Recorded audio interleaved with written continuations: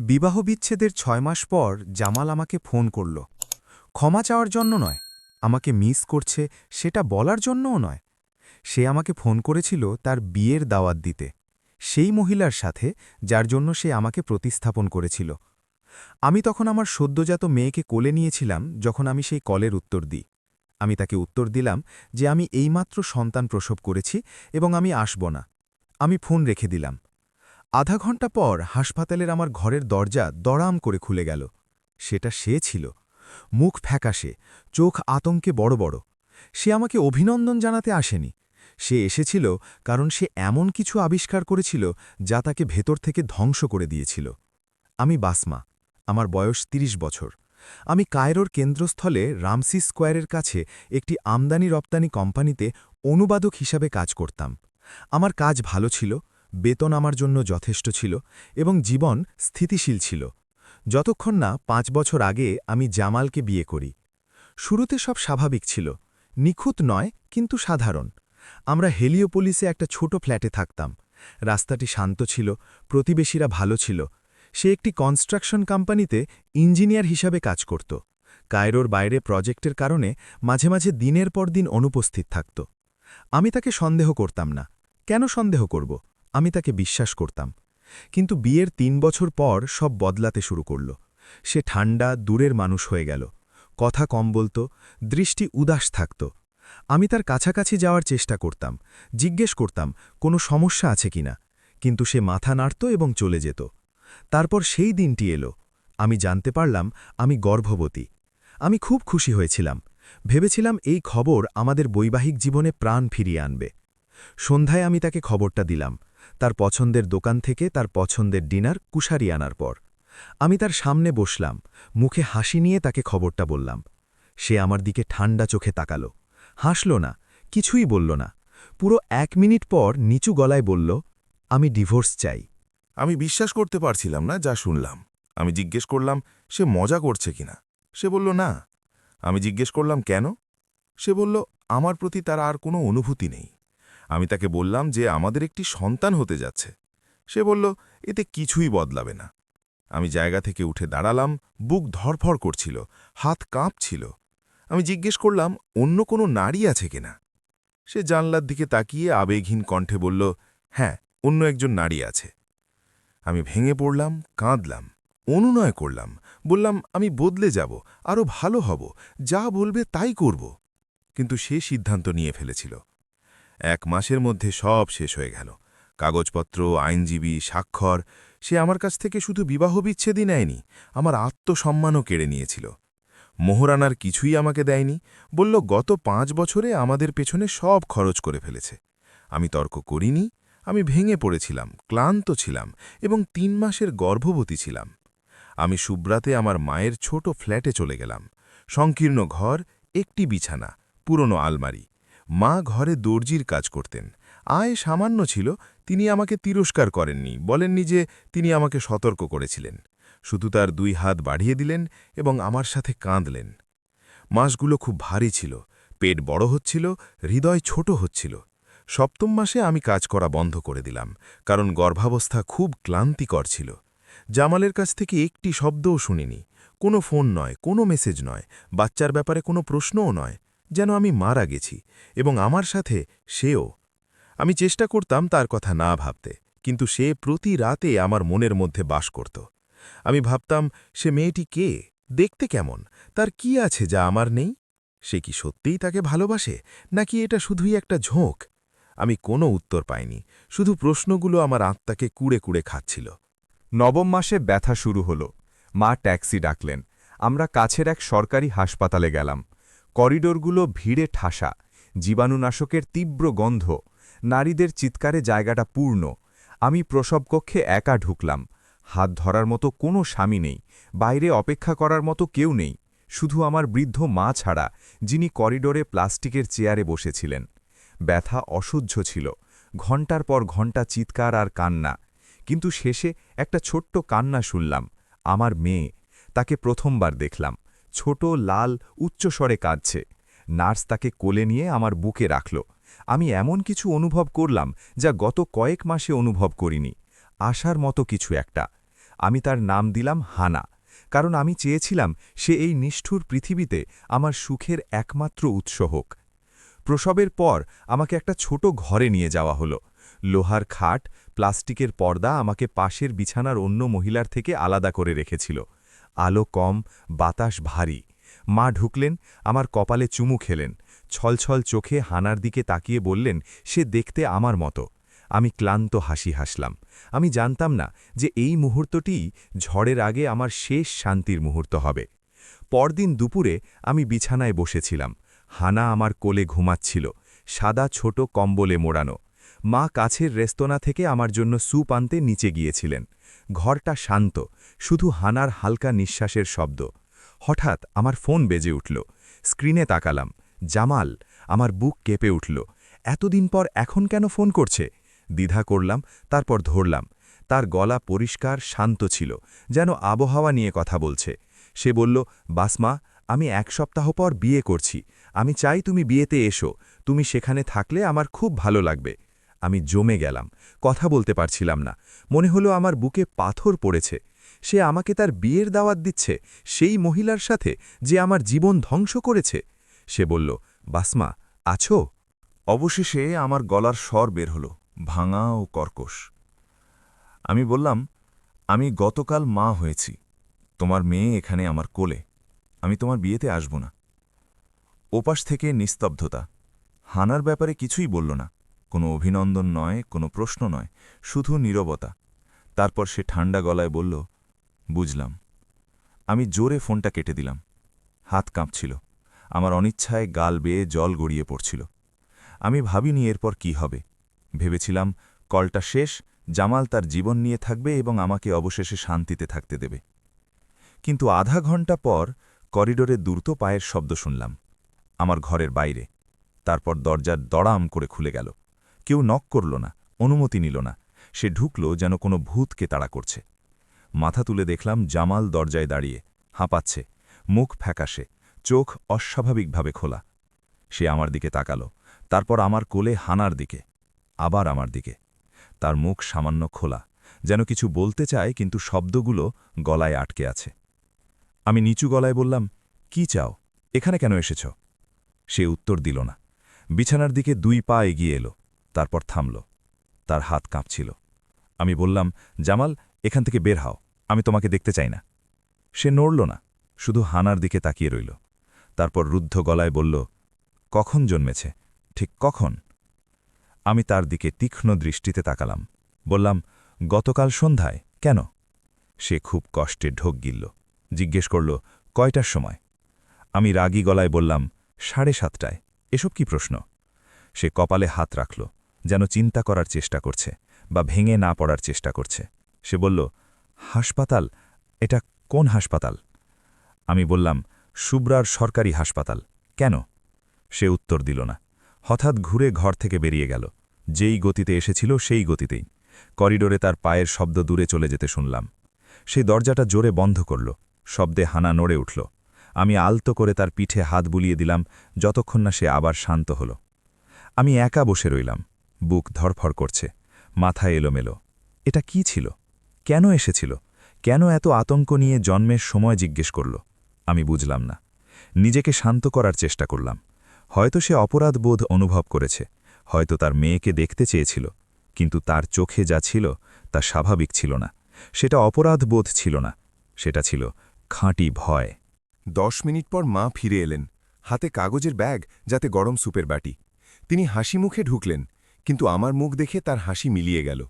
জিজ্ঞেস করলেন, কি হয়েছে বাসমা, মুখ এমন ফ্যাকাশে কেন? আমি বললাম, জামাল এখানে এসেছিল। তিনি যেখানে ছিলেন সেখানেই থমকে গেলেন, হাতের ব্যাগটা প্রায় পড়েই যাচ্ছিল। তিনি উচ্চস্বরে বললেন, জামাল এখানে, এই ঘরে? আমি মাথা নাড়লাম। তিনি বললেন, কি চেয়েছিল? আমি বললাম, জানি না, এলো, জন্মের সময় জিজ্ঞেস করল, তারপর চলে গেল। মা দরজার দিকে তাকালেন, তারপর আমার দিকে রাগী গলায় বললেন, লোকটা পাগল, তোমাকে গর্ভবতী অবস্থায় ফেলে গেল আর এখন প্রসবের পর এসেছে। জাহান্নামে যাক সে, ওকে নিয়ে ভেব না। তিনি আমার পাশে বসলেন, বাটি খুললেন এবং আমাকে নিজের হাতে খাওয়ালেন, যেন আমি ছোট বাচ্চা। আমি চেষ্টা করলাম জামালের কথা না ভাবতে, কিন্তু তার ফ্যাকাশে মুখের ছবিটা আমার মনে গেঁথে রইল। কেন সে ভয় পাচ্ছিল? কি আবিষ্কার করল সে? এর সাথে কি আমার বা হানার কোনো সম্পর্ক আছে? আমি কোনো যুক্তি খুঁজে পেলাম না। রাত নামল, মা বিছানার পাশের চেয়ারে ঘুমিয়ে পড়লেন। হানা নার্সদের দেওয়া ছোট দোলনায় আমার পাশে ঘুমাচ্ছিল। আমি ঘুমালাম না। ছাদের দিকে তাকিয়েছিলাম, চোখ খোলা, আর প্রশ্নগুলো ঝড়ের মতো আমার মাথায় ঘুরছিল। সকালে আমার ফোনে একটা মেসেজ এলো, অজানা নম্বর থেকে। খুললাম, মেসেজটা ছোট, কিন্তু আমাকে স্তব্ধ করে দিল। আমরা সত্যটা জানি, জামাল এখন জানে, সে শীঘ্রই আসবে, প্রস্তুত থেকো। কোনো স্বাক্ষর নেই, নাম নেই, শুধু এই অস্পষ্ট ভয়ঙ্কর শব্দগুলো। আমি স্ক্রিনের দিকে অনেকক্ষণ তাকিয়ে রইলাম। কে পাঠালো এটা? কোন সত্যের কথা বলছে? আমি তো কিছুই করিনি, কিছুই লুকাইনি। কি হচ্ছে এসব? আমি তাড়াতাড়ি মেসেজটা ডিলিট করে দিলাম যাতে মা না দেখেন, কিন্তু উদ্বেগ ধীরে ধীরে আমার ভেতরে ঢুকতে শুরু করল। আমার চারপাশে কিছু একটা ঘটছে, এমন কিছু যা আমি জানি না। জামাল এবং হানাকে নিয়ে কিছু একটা। আমি বিপদ আসন্ন অনুভব করলাম, কিন্তু জানতাম না কোথা থেকে আসবে। আমি আরও 2 দিন হাসপাতালে ছিলাম, চেকআপের জন্য। প্রতি ঘন্টায় অপেক্ষা করতাম জামাল আবার ঢুকবে, বা ফোন করবে, বা কিছু একটা ঘটবে। কিন্তু কিছুই হল না। ভারী ভীতিকর নিস্তব্ধতা, যেন ঝড়ের আগের শান্তি। হাসপাতাল থেকে ছাড়া পাওয়ার পর মায়ের বাসায় ফিরলাম। শুভ্রার রাস্তা আগের মতোই ভিড়ে ঠাসা, ফেরিওয়ালা আর গাড়ির শব্দে বাতাস ভারী। আমরা সিঁড়ি দিয়ে উঠছিলাম, মা হানাকে কোলে নিয়েছেন, আর আমি রেলিং ধরে উঠছিলাম যেন হোঁচট না খাই। ফ্ল্যাটটা যেমন রেখে গিয়েছিলাম তেমনই ছিল, ছোট, সাধারণ, কিন্তু নিরাপদ। ঘরে ঢুকে বিছানায় বসলাম এবং মায়ের কাছ থেকে হানাকে নিলাম। তার ছোট মুখের দিকে তাকালাম এবং চোখে জল এসে গেল। ফিসফিস করে তাকে বললাম, আমি তোমাকে রক্ষা করব, যা কিছুই হোক, আমি তোমাকে রক্ষা করব। কিন্তু মনের গভীরে আমি জানতাম কিছু একটা আসছে, বড় কিছু, আর আমি তার জন্য প্রস্তুত ছিলাম না। সেই মুহূর্তে আমার কি আরও ভয় পাওয়া উচিত ছিল? 3 দিন শান্তিতে কাটল, সন্দেহজনকভাবেই শান্ত। জামাল ফোন করল না, আর কোনো মেসেজ এলো না। এমনকি মাও একটু নিশ্চিন্ত হতে শুরু করলেন। বলছিলেন, হয়তো সে একেবারে হারিয়েই গেছে, হয়তো বিয়ে করে নতুন জীবনে ব্যস্ত হয়ে পড়েছে। আমি মাথা নাড়তাম, কিন্তু বিশ্বাস করতে পারছিলাম না। হাসপাতালে যখন এসেছিল তখন তার চোখে এমন কিছু ছিল, কিছু একটা যা এখনও শেষ হয়নি। 4র্থ দিন সকালে দরজায় ধাক্কা, প্রচণ্ড, ঘন ঘন, এবং থামছে না। মা রান্নাঘরে বাসন মাজছিলেন, আমি ঘরে হানাকে দুধ খাওয়াচ্ছিলাম। মা চিৎকার করলেন, কে? কোনো উত্তর নেই, শুধু আরও জোরে ধাক্কা। মা তোয়ালে দিয়ে হাত মুছে দরজা খুলতে গেলেন। শুনলাম তিনি কড়া গলায় বলছেন, তুমি কি চাও? তারপর জামালের পরিষ্কার উচ্চস্বর শুনলাম, আমি বাসমার সাথে কথা বলতে চাই। মা বললেন, তার তোমাকে কিছু বলার নেই, যাও। সে আরও কঠোর গলায় বলল, এটা অনুরোধ নয়, আমাকে এখনই তার সাথে কথা বলতে হবে। সে জোর করে ভেতরে ঢুকল, মাকে ধাক্কা দিয়ে একপাশে সরিয়ে দিল। শুনলাম মা চিৎকার করছেন, তুমি পাগল, আমার বাড়িতে এভাবে ঢুকো কিভাবে? কিন্তু সে পাত্তা দিল না, সোজা ঘরের দিকে এলো। দরজা খুলে দেখল আমি বিছানায় বসে আছি, হানা আমার কোলে। সে দরজায় দাঁড়াল, হাঁপাচ্ছে, মুখ লাল, চোখ রক্তবর্ণ। দেখে মনে হচ্ছিল সে কয়েকদিন ঘুমায়নি। কাঁপা গলায় বলল, আমাদের কথা বলা দরকার। আমি কড়া গলায় বললাম, আমার মেয়ের সামনে নয়, বের হও। সে বলল, এটাই তো সেই বিষয়ে জানি আমি কথা বলতে চাই, আমার মেয়েকে নিয়ে। মা তার পেছনে ঠুকলেন, তাকে হাত ধরে টানার চেষ্টা করলেন। বললেন, জামাল, বের হও এখান থেকে, নইলে আমি পুলিশ ডাকব। সে মায়ের দিকে ঘৃণার দৃষ্টিতে তাকালো, বলল, ডাকো, আমি পরোয়া করি না। তারপর আবার আমার দিকে তাকালো এবং সন্দেহে ভরা গলায় বলল, হানা, ঠিক কবে তুমি গর্ভবতী হয়েছিলে? আমি চোখের পলক ফেললাম। এর মানে কি? বললাম, তুমি জানো, আমাদের ডিভোর্সের আগে আমি গর্ভবতী হয়েছিলাম, আমাদের বিয়ের শেষ মাসে। সে মাথা নেড়ে বলল, না, এটা অসম্ভব, আমি ডিএনএ টেস্ট চাই। পুরো ঘর নিস্তব্ধ হয়ে গেল। মাও চুপ হয়ে গেলেন।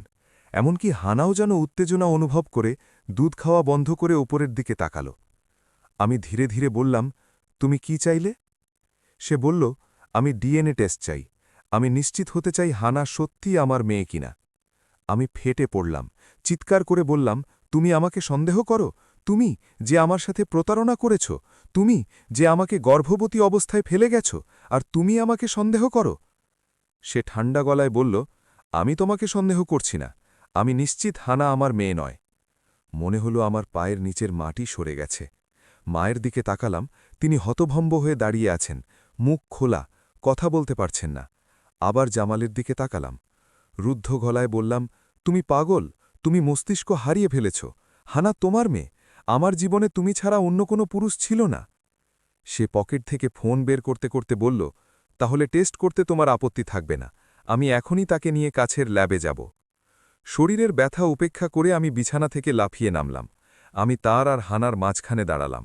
উচ্চস্বরে বললাম, তুমি তাকে স্পর্শ করবে না, তাকে কোথাও নিয়ে যাবে না, তুমি তার বাবা নও, তুমি আমাদের কেউ নও। সে একটা ছোট তিক্ত হাসি হাসল, বলল, আমি তোমার প্রাক্তন স্বামী এবং সত্য জানার অধিকার আমার আছে। আমি বললাম, তুমি সত্য জানো, তুমি জানো আমরা বিবাহিত ছিলাম যখন আমি তাকে গর্ভে ধারণ করি, এর চেয়ে বেশি আর কি চাও? সে এক পা এগিয়ে এলো। মা তার সামনে দাঁড়ালেন, বললেন, যদি তাকে স্পর্শ করো আমি চিৎকার করব যতক্ষণ না সব প্রতিবেশী চলে আসে। সে সরে গেল, মায়ের দিকে তাকালো, তারপর আমার দিকে, তারপর ভয়ঙ্কর শান্ত গলায় বলল, এই সন্দেহ আমার তৈরি করা নয়, সারওয়াইয়া আমাকে বলেছে। সারওয়াইয়া? আমি আবার চোখের পলক ফেললাম। কে এই সারওয়াইয়া? সে বলল, আমার বাগদত্তা, আমার হবু স্ত্রী, সেই আমার আগে জেনেছে। সে আমাকে বলেছে হানা আমার মেয়ে হতে পারে না। আমার রক্ত হিম হয়ে গেল। ধীরে জিজ্ঞেস করলাম, তোমার বাগদত্তা কিভাবে এটা জানল? সে কি ডাক্তার? সে কি হানাকে পরীক্ষা করেছে? সে বলল, তার পরীক্ষার দরকার নেই, সে হিসাব কষে জেনেছে, গর্ভাবস্থার তারিখ থেকে। আমি বিদ্রুপের সাথে বললাম, গর্ভাবস্থার তারিখ? তুমি এক অপরিচিত মহিলার কথা বিশ্বাস করো যে তারিখের হিসাব কষে, আর তোমার প্রাক্তন স্ত্রীকে সন্দেহ করো যে তোমার সাথে 5 বছর সংসার করেছে? সে কড়া গলায় বলল, সারওয়ায়া অপরিচিত নয়, সে তোমাকে ভালো করে চেনে, তুমিই তাকে চেনো না। আমি কেঁপে উঠলাম, বললাম, কি বলতে চাও? সে বলল, সারওয়ায়া তোমাকে মাসের পর মাস নজরে রেখেছিল, সে তোমার সব খবর জানে, সে তোমাকে বিভিন্ন জায়গায় পুরুষদের সাথে দেখেছে, তার কাছে ছবি আছে। আমি আরও জোরে বললাম, ছবি? কিসের ছবি? আমি কোনো পুরুষের সাথে ছিলাম না, আমি গর্ভবতী ছিলাম, একা ছিলাম, ঘর থেকে বের হতাম না প্রয়োজন ছাড়া, তুমি মিথ্যে বলছ। সে বলল, সারওয়ায়া মিথ্যে বলে না, সে আমাকে ছবি দেখিয়েছে, তুমি র্যামসে স্কোয়ারের কাছে এক ক্যাফেতে এক পুরুষের সাথে দেখা করছিলে, তোমার গর্ভাবস্থায় একাধিকবার। আমার হৃৎস্পন্দন থেমে গেল। র্যামসে স্কোয়ার, ক্যাফে, মনে পড়ল। আমি আমার পুরনো বন্ধু ওয়াইলের সাথে দেখা করেছিলাম, আমরা ভার্সিটিতে সহপাঠী ছিলাম। সে আইনজীবী হিসেবে কাজ করত এবং আমি তার কাছে ডিভোর্সের কাগজপত্রের জন্য সাহায্য চেয়েছিলাম। আমি তার সাথে 2 কি 3 বার দেখা করেছিলাম বড়জোর। সেটা পুরোপুরি কাজের বৈঠক ছিল, আমাদের মধ্যে কিছুই ছিল না। আমি দ্রুত বললাম, সেটা ওয়াইল ছিল, আমার ভার্সিটির বন্ধু, সে আমাকে ডিভোর্সের কাগজপত্রে সাহায্য করছিল, আমাদের মধ্যে কিছুই ছিল না। জামাল বিদ্রুপের হাসি হাসল, বলল, অবশ্যই, ভার্সিটির বন্ধু, কত সুবিধাজনক। আমি বললাম, তাকে জিজ্ঞেস করো, তাকে ফোন করো, সে তোমাকে বলবে। জামাল পকেট থেকে একটা ভাঁজ করা কাগজ বের করল, খুলল এবং বিছানায় ছুঁড়ে দিল, বলল, এই যে তার সাথে তোমার ছবি, দেখো। আমি কাঁপতে কাঁপতে কাগজটা নিলাম, অস্পষ্ট প্রিন্ট করা ছবি, দূর থেকে তোলা। আমি ক্যাফেতে বসে আছি এবং ওয়াইল আমার সামনে, আমরা কথা বলছি, এর বেশি কিছু না, কিন্তু যেই কোণ থেকে ছবিটা তোলা হয়েছে এবং আমরা যেভাবে বসেছিলাম তা অন্য কিছুর ইঙ্গিত দিচ্ছিল, যেন আমরা যতটা ছিলাম তার চেয়ে বেশি ঘনিষ্ঠ। আমি ছবিটা মাটিতে ফেলে দিলাম, বললাম, এটা কিছুই প্রমাণ করে না, তুমি নিজের জন্য অজুহাত তৈরির চেষ্টা করছো।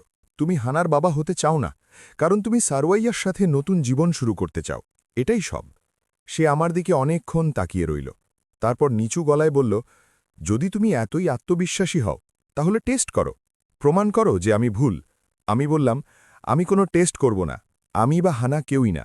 আমাদের কাছে কিছু চাওয়ার অধিকার তুমি হারিয়েছ, যেদিন আমাদের ছেড়ে গেছ সেদিনই হারিয়েছ। সে বলল, তাহলে আমি বিষয়টি আদালতে নিয়ে যাব, আমি বিচারকের কাছে টেস্টের আদেশের জন্য আবেদন করব, এবং আমি তা করবই। আমি কাঁদতে কাঁদতে বললাম, যা ইচ্ছে করো, কিন্তু এখন তার ধারে কাছে আসবে না, আমাদের বাড়ি থেকে বের হও। জামাল ঘুরল এবং বেরিয়ে গেল। মা তার পেছনে সজোরে দরজা বন্ধ করে দিলেন এবং ছিটকিনি লাগিয়ে দিলেন। ফিরে এসে আমার পাশে বসলেন এবং আমাকে শক্ত করে জড়িয়ে ধরলেন, বললেন, ভয় পেও না বাসমা, এই লোকটা তার দায়িত্ব থেকে পালানোর চেষ্টা করছে, সে সফল হবে না, আল্লাহ তাকে অপমানিত করবেন। আমি তার কাঁধে মাথা রেখে কাঁদলাম। হানা আমার কোলে, আর মনে হচ্ছিল পৃথিবীটা ধীরে ধীরে আমার মাথার উপর ভেঙে পড়ছে। সে রাতে আমি ঘুমালাম না, ভোর পর্যন্ত জেগেছিলাম, ছাদের দিকে তাকিয়ে। চিন্তাগুলো আমার মাথায় চাকার মতো ঘুরছিল, থামছিল না। জামাল ডিএনএ টেস্ট চায়, সারওয়াইয়া আমাকে নজরে রেখেছে, ছবি, সন্দেহ, সবকিছু গুলিয়ে যাচ্ছিল। সবকিছু আমার বুকে চাপ দিচ্ছিল, মনে হচ্ছিল নিঃশ্বাস নিতে পারছি না। ধীরে ধীরে বিছানা থেকে উঠলাম, যাতে পাশে ঘুমানো মা জেগে না যান। হানাকে কোলে নিয়ে রান্নাঘরে গেলাম। জানলার পাশে পুরনো প্লাস্টিকের চেয়ারে বসলাম। বাইরে রাস্তা অন্ধকার, শান্ত, শুধু দূরে কোথাও বিড়ালের ডাকার শব্দ। হানার মুখের দিকে তাকালাম, ঘুমাচ্ছে, দেখতে শান্ত, নিষ্পাপ। তার চারপাশে যে ঝড় বইছে সে সম্পর্কে কিছুই জানে না। ফিসফিস করে তাকে বললাম, গলায় কান্না আটকে ছিল, আমি দুঃখিত মা, আমি দুঃখিত যে তোমাকে এই নিষ্ঠুর পৃথিবীতে এনেছি। তার কপালে চুমু খেলাম, চোখের জল আমার গাল বেয়ে পড়ল। নিজেকে সম্পূর্ণ অসহায় মনে হল। আমি এক নিঃস্ব নারী, টাকা নেই, কোনো অবলম্বন নেই, আর আমার সামনে এক পুরুষ যে আমার শেষ সম্বলটুকুও কেড়ে নিতে চায়। সকালে আমি ওয়াইলকে ফোন করলাম। আমি তাকে ফোন করতে চাইনি, কিন্তু আমার আইনি পরামর্শের প্রয়োজন ছিল। সে দ্রুত ফোন ধরল, বলল, বাসমা, কি খবর? ক্লান্ত গলায় বললাম, ওয়াইল, আমি সমস্যায় পড়েছি। জামাল হানার ডিএনএ টেস্ট চায়। আমি তাকে সব খুলে বললাম, হাসপাতালে আসা, সন্দেহ, ছবি, সারওয়াইয়া। সে চুপ করে শুনল। শেষ করার পর সে দীর্ঘশ্বাস নিল, বলল, বাসমা, এটা বিপজ্জনক। তুমি যদি আদালতে মামলা হওয়ার পর টেস্ট করতে অস্বীকার করো, বিচারক তোমার অস্বীকৃতিকে পরোক্ষ স্বীকৃতি হিসেবে ধরে নিতে পারেন। আমি বললাম, কিন্তু আমি তো কোনো ভুল করিনি। হানা জামালের মেয়ে, আমি নিশ্চিত। সে বলল, তাহলে টেস্টটা করে ফেলো, তাকে প্রমাণ করে দাও যে সে ভুল, এতে বিষয়টা চিরতরে বন্ধ হয়ে যাবে। আমি চুপ করে রইলাম। তার কথা যৌক্তিক ছিল, কিন্তু আমার ভেতরের কিছু একটা সেটা মানতে চাইছিল না। কেন আমাকে আমার নির্দোষিতা প্রমাণ করতে হবে? আমি কোনো ভুল করিনি, আমি বিশ্বাসঘাতকতা করিনি। কেন আমাকে সেই পুরুষের সন্দেহের কাছে মাথা নত করতে হবে যে আমাকে ছেড়ে গেছে এবং প্রতারণা করেছে?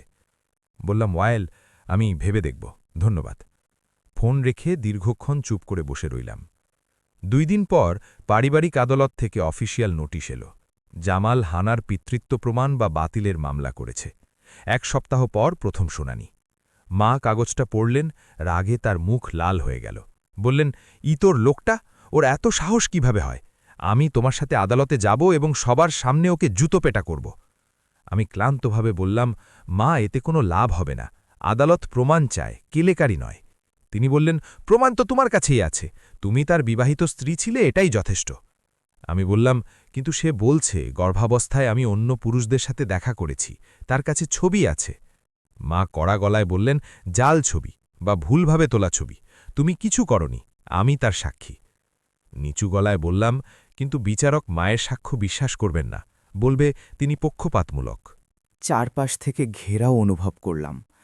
আমার ভালো কোনো আইনজীবী নেই, টাকা নেই, আর আমার সামনে এমন এক পুরুষ যার টাকা, সময় এবং আমাকে ধ্বংস করার ইচ্ছা সবই আছে।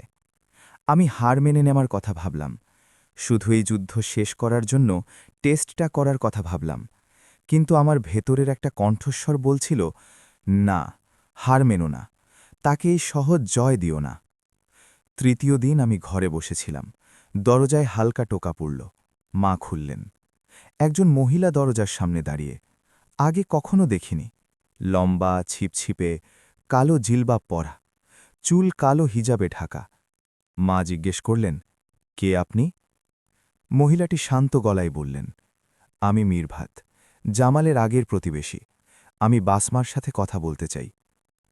আমি জায়গা থেকে উঠে দরজার কাছে গেলাম। বললাম, আমি বাসমা, কি চান আপনি? সে আমার দিকে দুঃখ ভরা চোখে তাকাল। বলল, আমি মামলার কথা শুনেছি, আমি সত্যটা জানি, এবং আমি তোমাকে সাহায্য করতে এসেছি। মিরভাত ভেকরে ঢুকল, বসার ঘরের পুরনো সোফায় বসল। মা তার জন্য এক গ্লাস পানি আনলেন। আমি তার সামনে বসলাম। আমার বুক ধরফর করছিল। আমি বললাম, কোন সত্য? তুমি তাকে চেনো? মিরভাত দীর্ঘশ্বাস নিল, বলল, আমি জামাল আর সারওয়াইয়ার সাথে একই বিল্ডিংয়ে থাকতাম। সারওয়াইয়া শুধু তার বাগদত্তা ছিল না, সে তার সাথে 2 বছর ধরে সম্পর্কে ছিল। তোমাকে ডিভোর্স দেওয়ার আগে, এমনকি তুমি হানাকে পেটে ধরার আগেও। আমি পুরোপুরি জমে গেলাম। মিরভাত বলল, সারওয়াইয়া সত্যিই তোমাকে নজরে রেখেছিল, কিন্তু তোমাকে সন্দেহ করত বলে নয়। সে তোমাকে নজরে রেখেছিল তোমার বিরুদ্ধে ব্যবহার করার মতো কিছু পাওয়ার জন্য। সেই জামালকে রাজি করিয়েছিল তোমাকে ডিভোর্স দিতে। সেই তার মাথায় ঢুকিয়েছিল যে হানা তার মেয়ে নয়। আমার বমি বমি ভাব হল। রুদ্ধ গলায় বললাম, কেন কেন সে এমন করছে? মিরভাত বলল, সে তাকে শুধু নিজের জন্য চায়। সে চায় না তোমার সাথে তার কোনো সম্পর্ক থাকুক, এমনকি সেটা তার মেয়ে হলেও। সে তাকে বলেছে তুমি তার সাথে প্রতারণা করেছ, তুমি অন্য পুরুষের সন্তান গর্ভে ধারণ করেছ, এবং সে তাকে বিশ্বাস করেছে। সে বোকা, কিন্তু সে বিশ্বাস করেছে। আমি বললাম, তুমি এসব কিভাবে জানলে? সে বলল, কারণ আমি তাদের কথা বলতে শুনতাম। পুরনো বিল্ডিংয়ে দেয়ালগুলো পাতলা, আমি সব শুনতাম। সারওয়াইয়া জামালকে বলতো তোমাকে একেবারে ঝেড়ে ফেলতে, প্রমাণ করতে যে হানা তার মেয়ে নয়, যাতে তাকে কোনো ভরণ পোষণ দিতে না হয়। আমার হাত কাঁপছিল। আমি বললাম, তুমি কি আদালতে এ বিষয়ে সাক্ষ্য দিতে পারবে? সে ইতস্তত করল, বলল, আমি ভয় পাচ্ছি। জামাল প্রভাবশালী লোক, তার যোগাযোগ আছে, আর সারওয়াইজাক পরিবার ধনী। যদি আমি তাদের বিরুদ্ধে সাক্ষ্য দিই, তারা আমার ক্ষতি করতে পারে। আমি কড়া গলায় বললাম, কিন্তু তুমি তো আমাকে সাহায্য করতে এসেছিলে। যদি সাক্ষ্য না দাও তাহলে আসার লাভ কি? সে আমার দিকে অনেকক্ষণ তাকিয়ে রইল, তারপর নিচু গলায় বলল, আমি ভেবে দেখব, কিন্তু তোমাকে আরেকটা কথা জানতে হবে। সারওয়াইয়া সাধারণ মেয়ে নয়, সে ভয়ঙ্কর। সে যা চায় তা পাওয়ার জন্য যে কোনো কিছু করতে পারে। সাবধানে থেকো। মিরভাত উঠে দাঁড়ালো এবং চলে গেল। মা তার পেছনে দরজা বন্ধ করলেন, তারপর আমার দিকে ঘুরলেন, বললেন, বাসমা, এই মহিলা মিথ্যাবাদী হতে পারে জামাল নিজেই তাকে পাঠিয়েছে তোমাকে বিভ্রান্ত করার জন্য। তাকে বিশ্বাস করো না। আমি বললাম, কিন্তু তার কথা যৌক্তিক। এখন সবকিছুর ব্যাখ্যা পাওয়া যাচ্ছে। কেন জামাল আমাকে হঠাৎ ছেড়ে গেল? কেন সে এমন ঠান্ডা ছিল? কেন সে হাসপাতালে ভয় পেয়ে এসেছিল? কেন সে হানাকে সন্দেহ করছে? সবকিছুই সারওয়াইয়ার কারণে। মা বললেন, যদিও এটা সত্যি হয়, তুমি কি করবে? আমি দৃঢ়ভাবে বললাম, আমি তার মুখোমুখি হব। আমি তার কাছে যাব এবং মুখোমুখি হব। মা ভয়ে বললেন, না বাসমা, এটা বিপজ্জনক। তুমি এই মহিলাকে চেনো না। আমি বললাম, আমাকে সত্য জানতে হবে। আমাকে তার মুখ থেকে শুনতে হবে। আমাকে তার চোখের দিকে তাকাতে হবে এবং জানতে হবে কেন সে আমার সাথে এমন করছে। আমি উঠে দাঁড়ালাম, ব্যাগ নিলাম এবং মায়ের আপত্তি সত্ত্বেও ফ্ল্যাট থেকে বেরিয়ে গেলাম। আমি দ্রুত সিঁড়ি দিয়ে নামলাম, রাস্তায় বেরোলাম এবং একটা ট্যাক্সি থামালাম। ড্রাইভারকে বললাম আমাকে হেলিওপোলিসে নিয়ে যেতে। আমার কাছে যে ঠিকানা ছিল তা সেই পুরনো ফ্ল্যাটে, যেখানে আমি জামালের সাথে থাকতাম। মিরভাতের কথা মতো আমি জানতাম সারওয়াইয়া একই বিল্ডিংয়ে থাকে। রাস্তা দীর্ঘ এবং যানজটপূর্ণ ছিল। আমি পেছনের সিটে বসে জানালা দিয়ে বাইরে তাকিয়েছিলাম, আর আমার বুকে রাগ বাড়ছিল। আমি ভাবছিলাম সারওয়াইয়াকে কি বলবো, সব অভিযোগ, সব প্রশ্ন। কিন্তু যখন বিল্ডিংয়ে পৌঁছালাম এবং গেটের সামনে দাঁড়ালাম, হঠাৎ ভয় পেলাম। যদি মিরভাতের কথা ঠিক হয়, যদি সারওয়াইয়া ভয়ঙ্কর হয়, যদি সে আমার ক্ষতি করে। কিন্তু ভয় সত্ত্বেও আমি ঢুকলাম, সিঁড়ি দিয়ে উঠলাম, বুক ধরফর করছিল। 3 তলায় পৌঁছালাম। সেখানে 2টো ফ্ল্যাট ছিল, একটা আমার পুরনো ফ্ল্যাট, আর দরজার নেমপ্লেট অনুযায়ী অন্যটা ফুয়াদ পরিবারের। আমি জোরে দরজায় টোকা দিলাম, অপেক্ষা করলাম। কোনো সাড়া নেই। আবার টোকা দিলাম। হঠাৎ দরজা খুলল। এক মহিলা আমার সামনে দাঁড়াল। অল্প বয়সী, সুন্দরী, মার্জিত পোশাক পরা, চুল খোলা, চোখ ধারালো। সে আমাকে আপাদমস্তক দেখল। বলল, কে তুমি? আমি সামান্য কাঁপা গলায় বললাম, আমি বাসমা, জামালের প্রাক্তন স্ত্রী। সে এক ঠান্ডা হাসি হাসল, বলল, ও বাসমা, আমি তোমার আসার অপেক্ষায় ছিলাম। সারওয়ানিয়া সরে দাঁড়াল এবং আমাকে ভেতরে ঢোকার ইশারা করল। এক মুহূর্ত দ্বিধা করলাম, তারপর ঢুকলাম। ফ্ল্যাটটা খুব বিলাসবহুল ছিল। রুচিশীল আসবাবপত্র, চামড়ার সোফা, ভারী পর্দা, দামি পারফিউমের গন্ধে ঘর ভরা। আমার সেই সাধারণ ফ্ল্যাটের চেয়ে সম্পূর্ণ আলাদা, যেখানে আমি জামালের সাথে থাকতাম। সারওয়াইয়া আমার পেছনে দরজা বন্ধ করল, তারপর ড্রয়িং রুমের দিকে হেঁটে গেল এবং সোফায় খুব কায়দা করে বসল। বলল, বসো।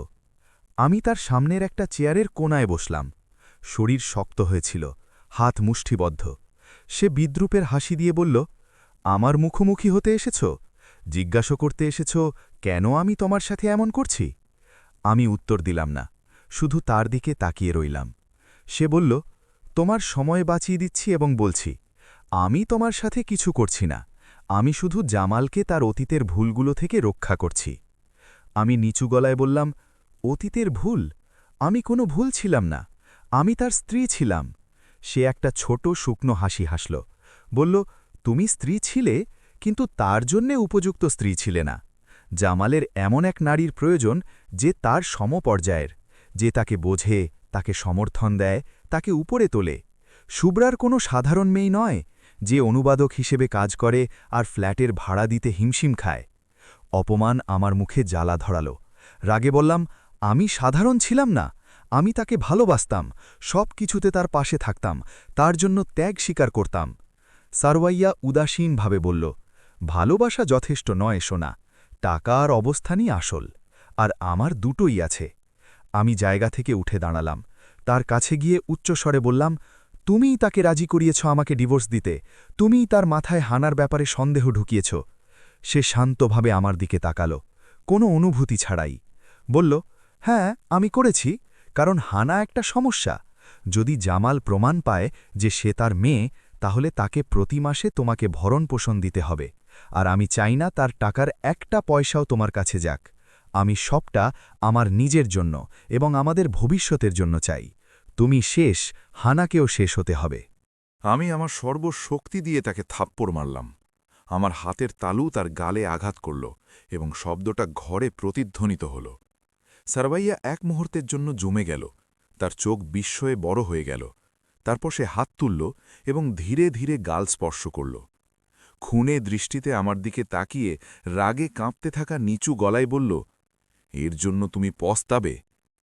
আমি কাঁদতে কাঁদতে বললাম, আমি কোনো কিছুর জন্য পস্তাব না। তুমি আমার জীবন ধ্বংস করেছ, আমার স্বামী, আমার সম্মান, আমার আত্মমর্যাদা কেড়ে নিয়েছ, আর এখন আমার মেয়েকেও কেড়ে নিতে চাও? সে কড়া গলায় বলল, আমি তোমার কাছ থেকে কিছুই নিইনি। জামাল আমাকে বেছে নিয়েছে, আমাকে বেছে নিয়েছে কারণ আমি তোমার চেয়ে ভালো, আর হানা তার মেয়ে নয়, আমি এ ব্যাপারে নিশ্চিত। আমি বললাম, তুমি কিভাবে নিশ্চিত হও? তুমি বিয়ের কাগজ দেখনি, তারিখ হিসাব করনি। আমি যখন গর্ভবতী হই তখন আমি তার বিবাহিত স্ত্রী ছিলাম, কোনো সন্দেহের অবকাশ নেই।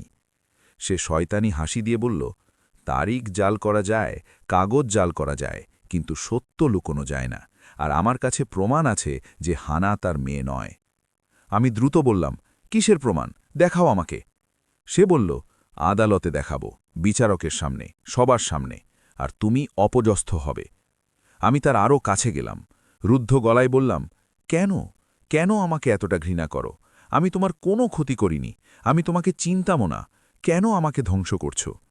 সে ঠান্ডা চোখে আমার দিকে তাকালো, বলল, কারণ তুমি আমার পথের কাঁটা, কারণ তুমি জামালের অতীতের স্মৃতি যা আমি মুছে ফেলতে চাই, কারণ তুমি দুর্বল আর আমি শক্তিশালী, আর এই দুনিয়ায় শক্তিশালীরাই যেতে। আমি বের হওয়ার জন্য ঘুরলাম, কিন্তু সে পেছন থেকে বলল, বাসমা, দাঁড়াও। আমি ঘুরলাম, সে হেসে বলল, যদি সব শেষ করতে চাও, মামলা থেকে সরে দাঁড়াও, দাবি ছেড়ে দাও যে জামাল হানার বাবা, আমাদের জীবন থেকে হারিয়ে যাও, আমি তোমাকে টাকা দেব, 1-2 বছর চলার মতো যথেষ্ট টাকা, আমাদের থেকে দূরে গিয়ে নতুন করে শুরু করতে পারবে। রাগে কাঁপতে থাকা গলায় বললাম, আমি কোনো কিছু ছাড়ব না, হানা জামালের মেয়ে, আর আমি তা প্রমাণ করব, আমি তোমাকে আর তোমার সব নোংরা খেলা ফাঁস করে দেব। সে ভয়ঙ্কর শান্ত গলায় বলল, তাহলে যুদ্ধের জন্য প্রস্তুত হও, কারণ আমি তোমাকে পুরোপুরি ধ্বংস না করা পর্যন্ত থামব না। আমি ফ্ল্যাট থেকে বেরিয়ে করিডোর দিয়ে দৌগালাম, দ্রুত সিঁড়ি দিয়ে নামলাম। বুক ধড়ফড় করছে, শরীর কাঁপছে, গাল বেয়ে জল পড়ছে। রাস্তায় পৌঁছে থামলাম, বুকে হাত রাখলাম, নিঃশ্বাস নেমার চেষ্টা করলাম। সম্পূর্ণ অসহায় বোধ করলাম। সারওয়াইয়া সাধারণ মেয়ে নয়, সে হিসেবি, ঠান্ডা এবং শয়তানি বুদ্ধিসম্পন্ন। জামালের জন্য সে আমাকে ধ্বংস করতে প্রস্তুত। আমি খুব খারাপ অবস্থায় বাড়ি ফিরলাম। মা আমাকে দেখে জড়িয়ে ধরলেন, জিজ্ঞেস করলেন, কি হয়েছে? আমি তাকে সব খুলে বললাম। তিনি আমার সাথে কাঁদলেন, বললেন, বাসমা, এই মহিলা ভয়ঙ্কর, আমাদের পুলিশে যাওয়া উচিত। আমি বললাম, আমরা কি বলবো? সে আমাকে সরাসরি হুমকি দেয়নি, এমন কিছু করেনি যা প্রমাণ করা যায়। সে যা বলেছে সব তার ফ্ল্যাটে আমাদের দুজনের মধ্যে হয়েছে, কেউ আমাকে বিশ্বাস করবে না। পরদিন আমি একটা সিদ্ধান্ত নিলাম। ওয়াইলকে আবার ফোন করলাম, বললাম, আমি রাজি, আমি ডিএনএ টেস্ট করব, কিন্তু শর্ত হল ল্যাব আমি ঠিক করব, সে নয়, সারভাইয়া নয়, আমি। ওয়াইল বলল, ভালো, এটা সঠিক সিদ্ধান্ত, আমি আদালতের সাথে ব্যবস্থা করব, কিন্তু বাসমা, প্রস্তুত থেকো, রিপোর্ট আসতে 2 সপ্তাহ লাগতে পারে, আর এই সময় জামাল আর সারভাইয়া অন্যভাবে তোমার ওপর চাপ দেওয়ার চেষ্টা করবে। সে ঠিকই ছিল। পরের দিনগুলোতে আমার কাছে মেসেজ আসতে শুরু করল, অজানা নম্বর থেকে টেক্সট মেসেজ, সবই হুমকি। কোনোটায় বলা হচ্ছে আমি হানাকে হারাবো, কোনোটায় বলা হচ্ছে আমি অপদস্থ হব, কোনোটায় বলা হচ্ছে আমি পস্তাব। আমি সেগুলো উপেক্ষা করার চেষ্টা করলাম, কিন্তু সেগুলো প্রতিদিন প্রতি ঘণ্টায় আসতে থাকল। মনে হচ্ছিল আমার দম বন্ধ হয়ে আসছে। আমি অ্যাপ ডিলিট করলাম, ফোন নম্বর বদলালাম, কিন্তু হুমকিগুলো আমার ইমেলে, আমার পুরনো ফেসবুক অ্যাকাউন্টে, যা আমি কয়েক বছর ব্যবহার করিনি, সেখানেও আসতে লাগল। সারভাইয়া সব জায়গায় ছিল, আমাকে নজরে রাখছিল, আমাকে তাড়া করছিল। মা বললেন, পুলিশকে জানানো উচিত। আমি বললাম, আমি রিপোর্টের অপেক্ষা করব। যখন রিপোর্ট আসবে এবং প্রমাণ হবে যে হানা জামালের মেয়ে, তখন সব শেষ হয়ে যাবে। সারভাইয়া হারবে এবং জামাল সত্য জানবে, আর আমি আমার প্রাপ্য ভরণ পোষণ পাব। আমাকে শুধু ধৈর্য ধরতে হবে, হানার জন্যে শক্ত হতে হবে। 7ম দিনে আমরা আমার বেছে নেওয়া ল্যাবে গেলাম। কায়রোর কেন্দ্রস্থলে তাহরির স্কোয়ারের কাছে একটি বড় মেডিকেল ল্যাব। তারা হানার নমুনা নিল। তার মুখ থেকে কটন বাড দিয়ে ছোট্ট নমুনা। হানা একটু কাঁদল, কিন্তু তাড়াতাড়ি শান্ত হল। জামালও সেখানে ছিল। তারা তার থেকেও নমুনা নিল। সে দূর থেকে আমার দিকে তাকালো, কিন্তু কাছে এলো না, কথা বলল না। তাকে চিন্তিত, উদ্বিগ্ন মনে হচ্ছিল। হয়তো সেও সারভাইয়ার দাবি নিয়ে সন্দেহ করতে শুরু করেছে। হয়তো সে বুঝতে শুরু করেছে যে সে বড় ভুল করেছে। আমরা ল্যাব থেকে বের হলাম। তারা বলল 10 দিনের মধ্যে রিপোর্ট তৈরি হবে। 10 দিন। মনে হলো 10 বছর। প্রতিটি দিন আগের দিনের চেয়ে ভারী ছিল। আমি অপেক্ষা করতাম, নামাজ পড়তাম, আল্লাহর কাছে প্রার্থনা করতাম যেন সত্য প্রকাশ পায়, যেন মিথ্যার ওপর সত্যের জয় হয়, যেন সবার সামনে জামাল আর সারওয়াইয়া অপদস্থ হয়। 10ম দিনে ল্যাব থেকে কল এলো। তারা বলল, রিপোর্ট তৈরি, নিয়ে যান। আমি মাকে নিলাম, হানাকে নিলাম এবং গেলাম। রাস্তা দীর্ঘ ছিল, কিন্তু আমার মন উড়ছিল। আজ আমি জানব, আজ সব শেষ হবে। আমরা ল্যাবে ঢুকলাম। তারা আমাকে একটা বন্ধ খাম দিল, বলল রিপোর্ট ভেতরে আছে। খাম খোলার সময় আমার হাত কাঁপছিল। কাগজটা বের করলাম, দ্রুত পড়লাম। তারপর আমার হৃৎস্পন্দন থেমে গেল। ফলাফল অসম্ভব ছিল। আমি যা পড়ছিলাম তা বিশ্বাস করতে পারছিলাম না। কাগজটা পরিষ্কার ছিল, মোটা কালো হরফে প্রিন্ট করা, পিতৃত্বের সম্ভাবনা 0%। জামাল হানার বায়োলজিক্যাল বাবা নয়। হাত থেকে কাগজটা পড়ে গেল। মা সেটা তুললেন, পড়লেন এবং চিৎকার করলেন, না, এটা ভুল, এটা ভুল, এটা অসম্ভব। ল্যাবের কর্মী আমাদের দিকে বিভ্রান্ত হয়ে তাকালেন, বললেন, ম্যাডাম, এই রিপোর্ট নির্ভুল, আমরা 3 বার নমুনা পরীক্ষা করেছি, কোনো ভুল নেই।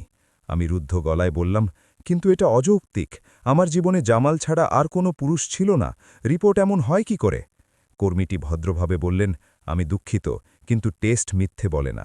হয়তো অন্য কোনো ব্যাখ্যা আছে, হয়তো জন্মের সময় হাসপাতালে ভুল হয়েছে, হয়তো বাচ্চাটি আপনার নয়। ভিড় হাসপাতালে মাঝে মাঝে এমন হয়। আমার মাথা ঘুরছিল। হাসপাতালে ভুল? হানা আমার মেয়ে নয়। না, এটা পাগলামি। আমি তাকে জন্মাতে দেখেছি। জন্মের পরপরই আমি তাকে কোলে নিয়েছি। নার্স তাকে আমার বুকে দিয়েছিল। কোনো ভুল হতে পারে না। কিন্তু যদি হানা আমার মেয়ে হয় আর জামাল তার বাবা না হয়, তবে বাবা কে? কেউ নেই। জামাল ছাড়া আর কেউ কখনোই ছিল না। আমি ঘোরের মধ্যে ল্যাব থেকে বেরোলাম। মা আমার হাত ধরেছিলেন যাতে আমি পড়ে না যাই। রাস্তায় পৌঁছলাম। ফুটপাতের কিনায় বসলাম। হানাকে কোলে নিয়ে কাঁদলাম। কাঁদলাম যতক্ষণ না মনে হল চোখের জলের সাথে আমার প্রাণ বেরিয়ে যাবে। মা আমার পাশে বসে আমার পিঠে হাত বুলিয়ে দিচ্ছিলেন, কিন্তু তিনিও কাঁদছিলেন। বললেন, আমাদের আবার টেস্ট করতে হবে, অন্য ল্যাবে যেতে হবে। এটা ভুল, আমি নিশ্চিত এটা ভুল। সেই মুহূর্তে আমার ফোন বাজল। জামাল। কাঁপতে থাকা হাতে ধরলাম। সে উচ্চস্বরে বিজয়ী গলায় বলল, আমি এইমাত্র রিপোর্ট পেয়েছি, তুমি পেয়েছ? আমি চুপ করে রইলাম। সে বলল, আমি জানতাম তুমি মিথ্যাবাদী। হানা আমার মেয়ে নয়, আর তুমি সেই মহিলা ছাড়া আর কিছু নও যে তার স্বামীর সাথে বিশ্বাসঘাতকতা করেছে। আমি ভাঙা গলায় বললাম, আমি কারো সাথে বিশ্বাসঘাতকতা করিনি। আমি বুঝতে পারছি না কি হচ্ছে। এটা ভুল, এটা নিশ্চয়ই ভুল। সে নিষ্ঠুর হাসি হাসল, বলল, কোনো ভুল নেই, টেস্ট পরিষ্কার। আমি এখন আদালতে যাব এবং তোমার বা এই বাচ্চার সব দায়-দায়িত্ব থেকে মুক্তির আবেদন করব। তুমি এখন একা। আমি ফোন কেটে দিলাম এবং মাটিতে ছুঁড়ে ফেললাম। স্ক্রিন ভেঙে গেল, কিন্তু আমি পরোয়া করলাম না। আমরা বাড়ি ফিরলাম। রাস্তাঘাট ঝাপসা লাগছিল। আমি রাস্তা, মানুষ বা কিছুই দেখছিলাম না, শুধু মনের মধ্যে কাগজের ছবিটা। 0%, শূন্য, কিছু না। ফ্ল্যাটে ঢুকলাম। মা দরজা বন্ধ করলেন। আমি বিছানায় বসলাম এবং হানাকে পাশে রাখলাম। তার ছোট্ট মুখের দিকে তাকালাম। সে বড় বড় নিষ্পাপ চোখে আমার দিকে তাকিয়েছিল। ফিসফিস করে বললাম, তুমি কে? তোমার বাবা কে? এটা কিভাবে হলো? সে উত্তর দিল না, শুধু একটু হাসল। মা আমার পাশে বসলেন। দৃঢ় গলায় বললেন, আমাদের যুক্তি দিয়ে ভাবতে হবে। যদি জামাল বাবা না হয়, তবে ল্যাবে ভুল হয়েছে, অথবা জন্মের সময় হাসপাতালে ভুল হয়েছে, অথবা অন্য কিছু। তৃতীয় কোনো সত্য হতে পারে না। তুমি জামাল ছাড়া অন্য কোনো পুরুষের সাথে ছিলে না, আমি জানি। আমি নিচু গলায় বললাম, কিন্তু যদি এমন হয় যে আমার মনে নেই? মা অবাক হয়ে আমার দিকে তাকালেন। আমি বললাম, যদি কিছু ঘটে থাকে আর আমার মনে না থাকে? তিনি বললেন, কি বলছো তুমি? মনে থাকবে না মানে? এটা ভুলে যাওয়ার মতো কোনো বিষয় নয়। আমি বললাম, আমি জানি না, আমি বিভ্রান্ত, আমার মাথায় সব গুলিয়ে যাচ্ছে। আমি সারা রাত বসে রইলাম। আমার জীবনের সেই সময়ের জামালের সাথে বিয়ের শেষ কয়েক মাসের প্রতিটি খুঁটিনাটি মনে করার চেষ্টা করলাম। কোনো পুরুষ কি আমার কাছে এসেছিল? কোনো অদ্ভুত ঘটনা? এমন কিছু যা এর ব্যাখ্যা দিতে পারে? কিছুই পেলাম না, একদম কিছুই না। আমি খুব সাধারণ রুটিন মাফিক জীবনযাপন করতাম। বাড়ি, অফিস, আবার বাড়ি। আমি একা বের হতাম না, কারোর সাথে দেখা করতাম না, শুধু জামাল, মা আর অফিসের সহকর্মীরা। আর আমার সহকর্মীদের বেশিরভাগই ছিল মহিলা। সকালে সিদ্ধান্ত নিলাম হাসপাতালে যাব, যে হাসপাতালে হানা জন্মেছে। ল্যাবের কর্মী যেমন বলেছে, হয়তো ভুল হয়েছে, হয়তো হানা আসলে আমার মেয়েই নয়, হয়তো বাচ্চা বদল হয়ে গেছে।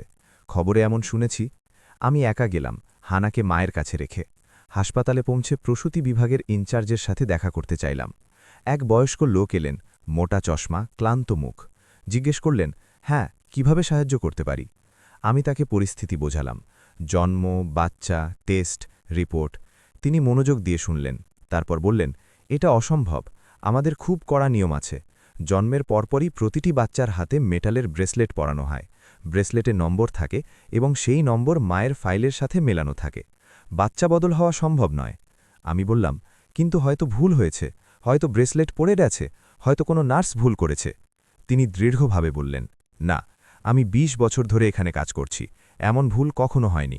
হয়তো টেস্টেই ভুল আছে, অথবা ভদ্রমহিলা তার জীবনের কিছু ঘটনা মনে করতে পারছেন না। আমি তার দিকে রাগে তাকালাম, বললাম, আমার সব মনে আছে, আমি কোনো ভুল করিনি। তিনি উদাসীনভাবে বললেন, আপনি যাই বলুন, টেস্ট মিথ্যে বলে না। আমি হাসপাতাল থেকে বের হলাম, হতাশা বাড়ছিল। আমি আরেকটা ল্যাবে গেলাম, প্রাইভেট ল্যাব, বেশি দামি, বেশি নিখুঁত। আমার শেষ সম্বল টাকা দিয়ে দিলাম। তারা আবার হানার আর আমার নমুনা নিল। এবার আমি নিশ্চিত হতে চাইলাম যে হানা সত্যিই আমার মেয়ে কিনা, অন্য সব কিছুর আগে। তারা বলল, ১ সপ্তাহের মধ্যে রিপোর্ট দেবে। অপেক্ষার আরেকটা সপ্তাহ, সন্দেহের, যন্ত্রণার। সেই সপ্তাহে মিরভাত আমাকে ফোন করল, যে মহিলা কয়েক সপ্তাহ আগে আমার কাছে এসেছিল। সে বলল, বাসমা, আমি রিপোর্টের কথা শুনেছি, আমার কাছে একটা তথ্য আছে যা তোমার কাজে লাগতে পারে। আমি ক্লান্ত গলায় বললাম, বলো। সে বলল, সারওয়াইয়া সেই একই ল্যাবে কাজ করত যেখানে তুমি টেস্ট করিয়েছ, কয়েক বছর আগে, জামালকে বিয়ে করার জন্য কাজ ছাড়ার আগে। আমার বুক কেঁপে উঠল। বললাম, কি? সে বলল, হ্যাঁ, সে ওখানকার কর্মী ছিল এবং তার যোগাযোগ আছে, সে রেকর্ড, নমুনা সব কিছুর নাগাল পেতে পারে। আমি আকাশ থেকে পড়লাম। বললাম, তুমি বলছো সে রিপোর্ট কারচুপি করেছে? সে বলল, আমি কিছু বলছি না, আমি শুধু যা জানি তা তোমাকে জানালাম। ফোন রাখলাম। আমার বুকে রাগের বিস্ফোরণ হল। সারওয়াইয়া, সব কিছুর মূলে সারওয়াইয়া। সে শুরু থেকেই এটার পরিকল্পনা করেছে। সে জামালের মাথায় সন্দেহ ঢুকিয়েছে, সেই আমাকে টেস্ট করতে বাধ্য করেছে এবং সেই রিপোর্ট পাল্টেছে। সব কিছু পূর্ব পরিকল্পিত ছিল, আমাকে ধ্বংস করার জন্য সব নোংরা খেলা। আমি উঠে দাঁড়ালাম, ব্যাগ নিলাম এবং বাড়ি থেকে বেরোলাম। মা পেছন থেকে চিৎকার করলেন, কোথায় যাচ্ছিস? আমি বললাম, আমি তার মুখোমুখি হব, এটা শেষ করব। তিনি বললেন, না বাসমা, বিপদ হবে। কিন্তু আমি শুনলাম না। বেরিয়ে ট্যাক্সি থামালাম এবং আবার সারওয়াইয়ার ফ্ল্যাটে গেলাম। পৌঁছালাম, দ্রুত সিঁড়ি দিয়ে উঠলাম এবং দরজায় জোরে ধাক্কা দিলাম। দরজা খুলল। জামাল ছিল। সে অবাক হয়ে আমার দিকে তাকালো, বলল, বাসমা, তুমি এখানে কি করছো? আমি তাকে ধাক্কা দিয়ে সরিয়ে ভেতরে ঢুকলাম। সারওয়াইয়া ড্রয়িং রুমে দাঁড়িয়েছিল, সাদা বিয়ের পোশাকে, বড় আয়নার সামনে পোশাক পরখ করছিল। আমি ঢুকতেই সে ঘুরল, হাসল, বলল, বাসমা, আমার বিয়েতে অভিনন্দন জানাতে এসেছ? আমি উত্তর দিলাম না। দ্রুত পায়ে তার দিকে গেলাম। আমার চোখ লাল, হাত মুষ্টিবদ্ধ। রাগে কাঁপতে থাকা গলায় বললাম, তুমি রিপোর্টে কারচুপি করেছ, তুমি টেস্ট জালিয়াতি করেছ। সারওয়াইয়া ভ্রু কুচকাল, ঠান্ডা গলায় বলল, কিসের কারচুপি? আমি কিছুই করিনি। টেস্ট নিরপেক্ষ ল্যাবে হয়েছে, তুমিই তো ল্যাব ঠিক করেছ। আমি আরও জোরে বললাম, তুমি ওখানে কাজ করতে, তুমি ওখানকার লোকদের চেনো, তুমি নমুনা পর্যন্ত পৌঁছাতে পেরেছ। সে হালকা হাসল, বলল, তুমি কোনো প্রমাণ ছাড়াই আমাকে দোষারোপ করছ, এটা তোমার হতাশা। আমি আরেক পায়ে গোলাম, বললাম, আমি তা প্রমাণ করব, আমি ল্যাবে যাব, তদন্ত চাইব, তোমাকে ফাঁস করব। সে শান্তভাবে বলল, যা ইচ্ছে করো, কিন্তু কে তোমাকে বিশ্বাস করবে? এক হতাশ নারী যে পরিষ্কার সত্যকে অস্বীকার করার চেষ্টা করছে, কেউ তোমাকে বিশ্বাস করবে না। জামাল আমার পেছনে চুপ করে দাঁড়িয়েছিল। আমি তার দিকে ফিরলাম, বললাম, তুমি তাকে বিশ্বাস করো? তুমি সত্যিই বিশ্বাস করো যে আমাদের এত বছরের সংসার জীবনের পর আমি তোমার সাথে বিশ্বাসঘাতকতা করেছি? সে অন্যদিকে তাকালো, নিচু গলায় বলল, রিপোর্ট পরিষ্কার বাসমা, তুমি আমাকে কি করতে বলো? আমি কড়া গলায় বললাম, আমি চাই তুমি তোমার মগজ খাটাও, চিন্তা করো, মনে করো, আমি কে ছিলাম? আমি কখনো মিথ্যাবাদী ছিলাম না, কখনো বিশ্বাসঘাতক ছিলাম না। সারওয়াইয়া এগিয়ে এসে আমার আর জামালের মাঝখানে দাঁড়াল, কঠোর গলায় বলল, যথেষ্ট হয়েছে, তুমি আমাদের সময় নষ্ট করছ। দুদিন পর আমাদের বিয়ে, আমরা নাটক চাই না, বের হও। আমি বললাম, আমি বের হব না যতক্ষণ না তুমি স্বীকার করো, যতক্ষণ না সত্য বলো, যতক্ষণ না স্বীকার করো যে তুমি আমার জীবন ধ্বংস করেছ। সে বলল, আমি কিছুই ধ্বংস করিনি, তুমি নিজেকে ধ্বংস করেছ। এখন বের হও, নইলে আমি পুলিশ ডাকব। আমি বললাম, ডাকো, আমি তোমাকে ভয় পাই না, পুলিশকেও না, আমি শুধু সত্য চাই। হঠাৎ আমার ফোন বাজল, ব্যাগ থেকে বের করলাম। দ্বিতীয় ল্যাব, যেখানে আমি হানার মাতৃত্ব পরীক্ষার জন্য টেস্ট করিয়েছিলাম। দ্রুত ধরলাম। কর্মী বললেন, মিসেস বাসমা, রিপোর্ট রেডি, আপনি কি নিতে আসবেন? আমি বললাম, না, আমাকে এখনই বলুন রিপোর্টে কি আছে। তিনি ইতস্তত করলেন, বললেন, রিপোর্ট নিশ্চিত করছে যে শিশু হানা আপনার বায়োলজিক্যাল মেয়ে, মাতৃত্বের সম্ভাবনা ৯৯.৯%। আমি চুপ করে রইলাম, ধীরে ধীরে বললাম, আপনি নিশ্চিত? তিনি বললেন, হ্যাঁ, সম্পূর্ণ নিশ্চিত। আমি ফোন রাখলাম, সারওয়াইয়ার দিকে তাকালাম, বললাম, হানা আমার মেয়ে, টেস্ট তা নিশ্চিত করেছে। তাহলে যদি সে আমার মেয়ে হয় আর তোমার টেস্ট অনুযায়ী জামাল তার বাবা না হয়, তার মানে তোমার টেস্ট মিথ্যে, অথবা তুমি তাতে কারচুপি করেছ। সারওয়াইয়ার মুখ একটু বদলে গেল, কিন্তু সে তার ভাবলেই শীনতা বজায় রাখল। বলল, হয়তো দ্বিতীয় টেস্টটাই ভুল, অথবা হয়তো তুমি সত্যিই হানার মা, কিন্তু জামাল বাবা নয়। আমি রাগে বললাম, এটাও অসম্ভব, আমি সে ছাড়া আর কারো সাথে ছিলাম না, আর আমি তা প্রমাণ করব। আমি তৃতীয়, চতুর্থ, দশম ল্যাবে যাব, যতক্ষণ না সত্য বের হয়। অবশেষে জামাল এগিয়ে এলো, ক্লান্ত গলায় বলল, বাসমা, থামো, যথেষ্ট হয়েছে। হয়তো আমাদের সত্যিই টেস্টটা আবার করা উচিত, অন্য কোনো ল্যাবে, সরকারি ল্যাবে, যার সাথে আমাদের কারোরই সম্পর্ক নেই। সারওয়াইয়া জামালের দিকে কড়া চোখে তাকাল, বলল, তুমি ওকে বিশ্বাস করছ? সে বলল, আমি কাউকে বিশ্বাস করছি না, আমি শুধু সত্য জানতে চাই। সে রাগী গলায় বলল, সত্য তো পরিষ্কার, প্রথম টেস্ট পরিষ্কার, আমাদের আর টেস্টের দরকার নেই। জামাল অস্বাভাবিক দৃঢ়তার সাথে বলল, আমরা টেস্ট আবার করব, আর এবার আমি নিজে পুরো প্রক্রিয়া তদারকি করব, নমুনা নেওয়া থেকে রিপোর্ট পর্যন্ত। সারওয়াইয়া চুপ করে গেল। এই প্রথমবার আমি তার চোখে ভয় দেখলাম, সত্যিকারের ভয়। কিন্তু সে দ্রুত তা লুকিয়ে ফেলল, বলল, যা ইচ্ছে করো, কিন্তু তুমি পস্তাবে, কারণ তুমি দেখবে বাসমা মিথ্যেবাদী, আর তুমি আমাদের সময় আর টাকা নষ্ট করেছ অপ্রয়োজনীয় টেস্টের পেছনে। আমি ফ্ল্যাট থেকে বের হলাম। কয়েক সপ্তাহের মধ্যে এই প্রথমবার আশার আলো দেখলাম। হয়তো, শুধু হয়তো, সত্য প্রকাশ পাবে। পরদিন আমরা সবাই এক বড় সরকারি ল্যাবে গেলাম। আমি, জামাল, হানা, এমনকি সারওয়াইয়াও জেদ করে সাথে এলো। তারা নতুন নমুনা নিল। জামাল দাঁড়িয়ে প্রতিটি পদক্ষেপ লক্ষ্য করল।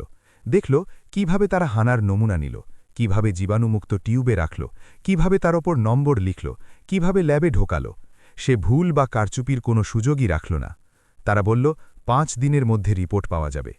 5 দিন, মনে হলো এক যুগ। ওই দিনগুলোতে আমি ঘুমাতে পারলাম না, খেতে পারলাম না, শুধু ঘরে বসে হানাকে কোলে নিয়ে অপেক্ষা করলাম। অপেক্ষা করলাম টেস্টের মাধ্যমে প্রমাণ হোক যে জামালি বাবা। অপেক্ষা করলাম সারওয়াইয়ার খেলা ফাঁস হওয়ার। অপেক্ষা করলাম আমার সম্মান ফিরে পাওয়ার। মা সারাক্ষণ নামাজ পড়তেন, কুরআন পড়তেন, আল্লাহর কাছে দোয়া করতেন, বলতেন, আল্লাহ তোমাকে সাহায্য করবেন বাসমা, সত্য কখনো হারিয়ে যায় না। 5ম দিনে আমরা রিপোর্ট আনতে গেলাম। আমি, জামাল, সারওয়াইয়া আমরা একসাথে ল্যাবে ঢুকলাম। তারা আমাদের 3টি খাম দিল, একটা আমার, একটা জামালের, একটা আদালতের রেকর্ডের জন্য। আমি কাঁপতে থাকা হাতে আমার খামটা খুললাম। 1 বার, 2 বার, 3 বার রিপোর্ট পড়লাম। বিশ্বাস করতে পারছিলাম না। পিতৃত্বের সম্ভাবনার 99.9%। জামাল হানার বায়োলজিক্যাল বাবা। জামালের দিকে তাকালাম, সে তার রিপোর্ট পড়ছিল। তার মুখের ভাব সন্দেহ থেকে বিস্ময়ে, তারপর রাগে বদলে গেল। সে সারওয়াইয়ার দিকে তাকাল, নিচু কাঁপানো গলায় বলল, তুমি আমার সাথে মিথ্যে বলেছ। সারওয়াইয়া জোর করে হাসল, বলল, না, প্রথম টেস্ট ঠিক ছিল, এই টেস্টটাই ভুল।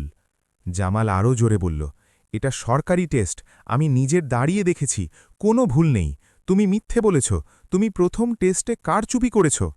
সারওয়াইয়া 1 পা পিছিয়ে গেল, বলল, আমি কিছু করিনি, আমি শুধু। সে থামল, তারপর আত্মপক্ষ সমর্থনের সুরে বলল, আমি শুধু তোমাকে বাঁচাতে চেয়েছিলাম, আমাদের বাঁচাতে চেয়েছিলাম। বাসমা আমাদের জীবন ধ্বংস করে দিত। সে প্রতি মাসে তোমার কাছ থেকে টাকা নিত, সে সারা জীবন তোমার জীবনে থাকত। আমি শুধু এটা শেষ করতে চেয়েছিলাম। জামাল তাকে সজোরে থাপ্পড় মারল। থাপ্পড়টা পুরো ল্যাবে প্রতিধ্বনিত হল। মানুষজন থেমে গেল, তাকাল। সারওয়াইয়া গালে হাত দিয়ে দাঁড়িয়ে রইল, তার চোখ বিস্ময়ী বড় হয়ে গেছে।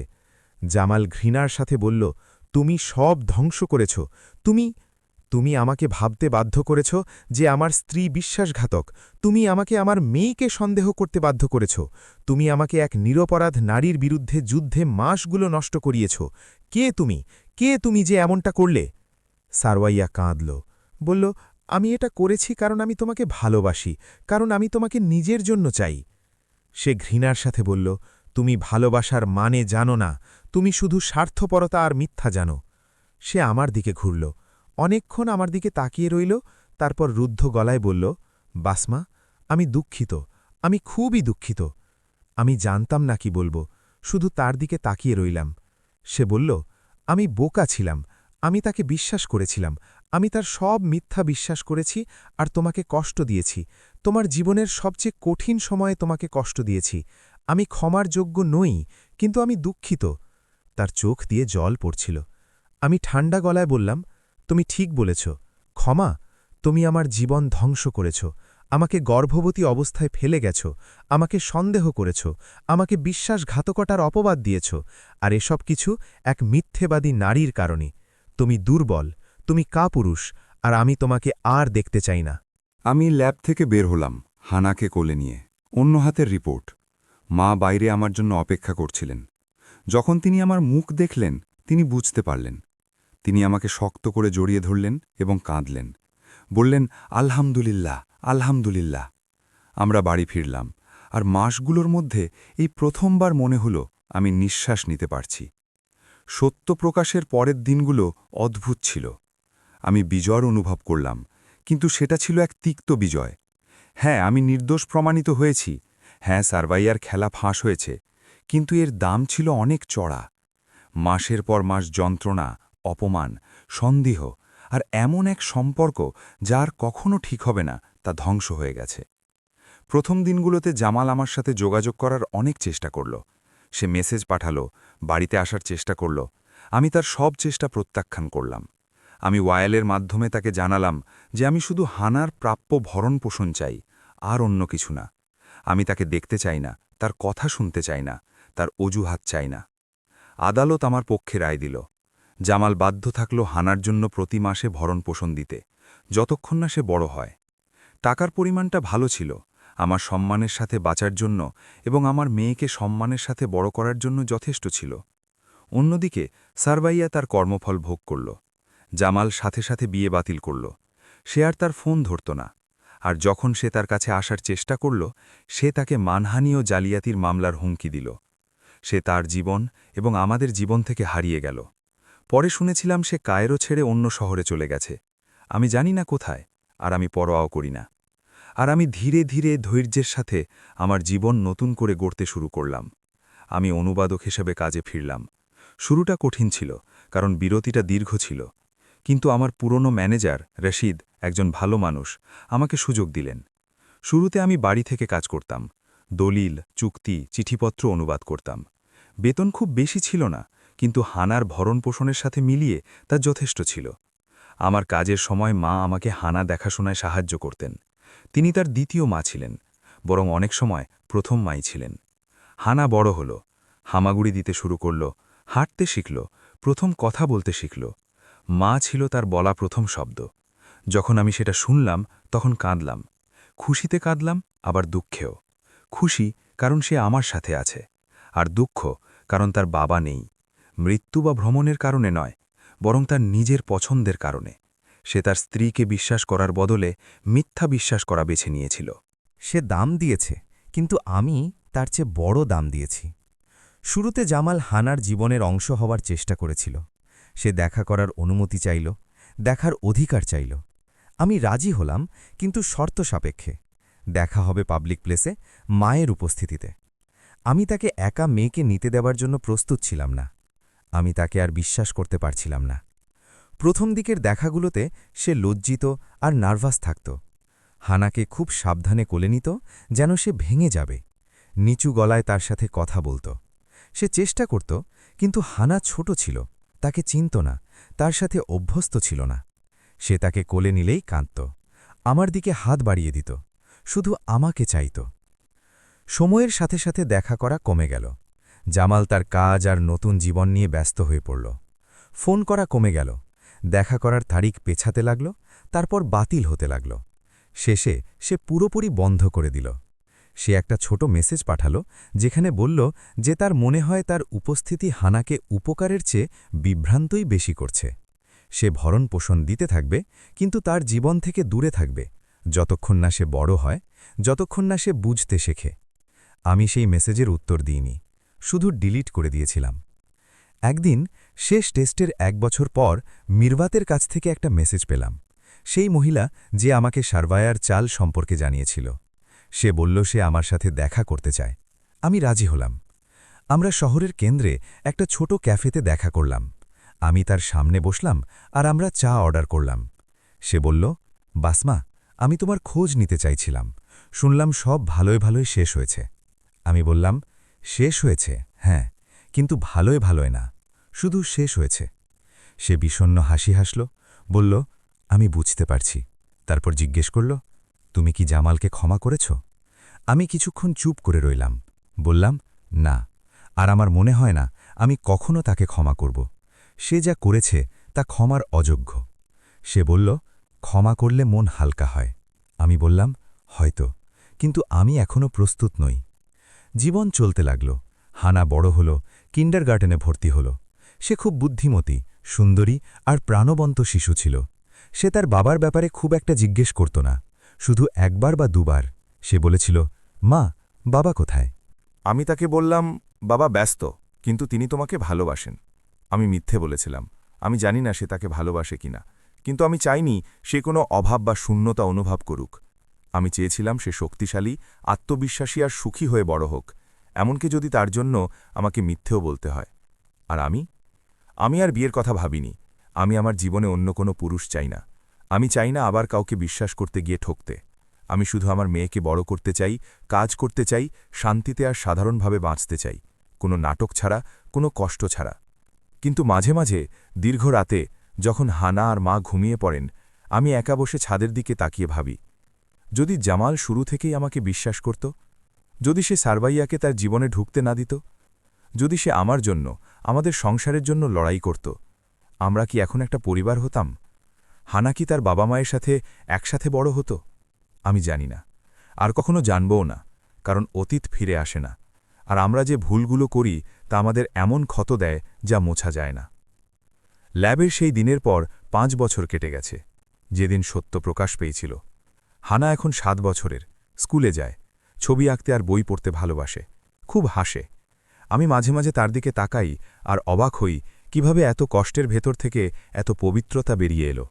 যা ঘটেছিল তার কিছুই তার মনে নেই, সে পুরো গল্পটা জানে না, আর আমি তাকে বলবও না, এখন না, হয়তো যখন সে বড় হবে, যখন সে বুঝতে পারবে, হয়তো তখন আমি তার সাথে বসে সব বলবো, অথবা হয়তো বলবও না, হয়তো কিছু গল্প চাপা থাকাই ভালো।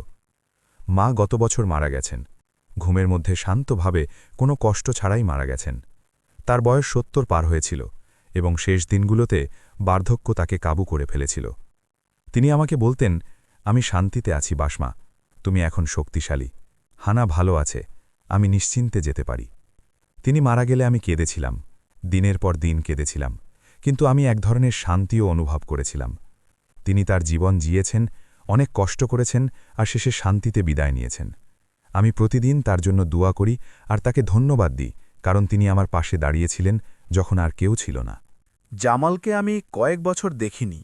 সে ব্যাংকের মাধ্যমে নিয়মিত টাকা পাঠায়, কোনো মেসেজ নেই, কোনো কল নেই, কোনো দেখা করা নেই। সে আমাদের জীবন থেকে পুরোপুরি হারিয়ে গেছে। শুনেছি সে অন্য এক মহিলাকে বিয়ে করেছে, সারোয়াইয়াকে নয়। তাদের একটা বাচ্চা হয়েছে। তার জীবন চলতে থাকল, আর আমার জীবনও, সবাই যার যার পথে। মাঝে মাঝে ভাবি, আমি কি তাকে ক্ষমা করেছি? আমি জানি না। রাগটা আর নেই, কষ্ট অনেক কমে গেছে, কিন্তু ক্ষমা আমি নিশ্চিত নই। হয়তো কিছু ক্ষত পুরোপুরি সারে না, শুকিয়ে যায় ঠিকই, কিন্তু দাগ থেকে যায়। আর আমি একটা বড় দাগ বয়ে বেড়াচ্ছি, এমন এক দাগ যা আমাকে প্রতিদিন মনে করিয়ে দেয় যে বিশ্বাস সহজে দিতে নেই, যে শুধু ভালোবাসা যথেষ্ট নয়, যে মানুষ ঠকায়, আর বেঁচে থাকাটাই মাঝে মাঝে সবচেয়ে বড় জয়। আমার বয়স এখন ৩৫।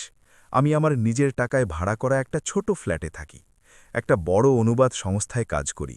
আমার বেতন ভালো। হানা আমার চোখের সামনে বড় হচ্ছে। আমি তাকে দেখি আর গর্ব অনুভব করি, আর ভালোবাসা অনুভব করি, এমন ভালোবাসা যা আমি জানতাম না যে আমি করতে পারি। নিঃস্বার্থ ভালোবাসা, পবিত্র, যা কোনো প্রতিদান চায় না। আমি কি কোনো কিছুর জন্য অনুতপ্ত? হ্যাঁ, আমি অনুতপ্ত যে আমি বিশ্বাসঘাতকতার লক্ষণগুলো আগে দেখিনি। আমি অনুতপ্ত যে আমি সহজে বিশ্বাস করেছি। কিন্তু হানার জন্য আমি কখনো অনুতপ্ত নই। সে আমার জীবনে ঘটা সেরা ঘটনা, সেই কারণ যার জন্য আমি সবচেয়ে কঠিন সময়েও টিকেছিলাম। জীবনটা তেমন নয় যেমনটা আমি তরুণ বয়সে কল্পনা করেছিলাম। সুখী দাম্পত্য, স্থিতিশীল পরিবার, বড় বাড়ি, তেমন নয়। কিন্তু এটা একটা জীবন, এমন জীবন যেখানে সংগ্রাম আছে, চ্যালেঞ্জ আছে, বেঁচে থাকা আছে। আর আমি এখানে, আমি টিকে গেছি, আর এটাই যথেষ্ট। আপনি কি কখনো ভেবেছেন যে মানুষ যে কোনো কিছু থেকে বেঁচে ফিরতে পারে, যদি তার কাছে শক্তিশালী কোনো কারণ থাকে? যদি গল্পটি ভালো লাগে তবে সাবস্ক্রাইব করুন।